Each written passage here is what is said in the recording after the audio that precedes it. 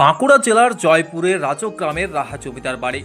কথিত আছে একদিন প্রাতঃভ্রমণে বেরিয়ে রাহা পরিবারের আদি পুরুষ এক ছোট্ট মেয়েকে দেখতে পান।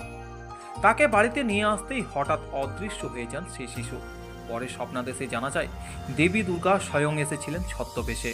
সেই থেকেই শুরু হয় রাহা জমিদার বাড়িতে দুর্গাপূজার প্রচলন। প্রায় ৩০০ বছরের পুরনো এই পুজো আজও চলছে বংশ পরম্পরায়। একসময় বর্ধমান রাজা তলুকদার হিসাবে বিপুল সম্পত্তির মালিক ছিলেন রাহারা। জমিদার বাড়ির চৌকিদারের মধ্যেই রয়েছে ১৭ চূড়ার রাজমঞ্চ, টেরাকোটার অপূর্ব কারুকার্য করা গিরি গোবর্ধন মন্দির, দুর্গা দালান ও আটচালা। বর্তমানে ভগ্নপ্রায় হলেও এই স্থাপত্যগুলো রাহা জমিদার পরিবারের জৌলুসের সাক্ষী।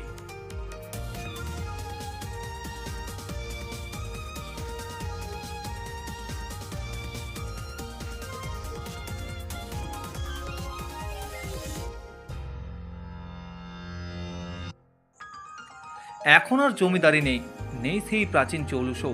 তবু নিয়ম মেনে রাহা পরিবারের বংশধরেরা আজও দুর্গা দালানে আরাধনা করেন দেবী দশভূজার। কর্মসূত্রে বহু সদস্য বাইরে থাকলেও পুজোর টানে সকলে ফিরে আসেন বাড়িতে। দুর্গা দালান ভরে ওঠে আত্মীয় স্বজন ও গ্রামবাসীদের ভিড়ে।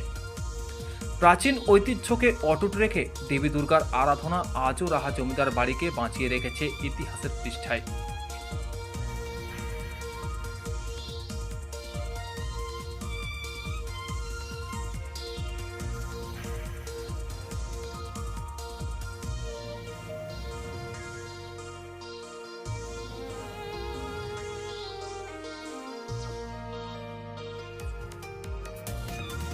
৩০০ বছরের সেই পুজোয় আজও জমিদার বাড়িতে হারানো জৌলুসের স্মৃতিকে নতুন করে ফিরিয়ে আনে।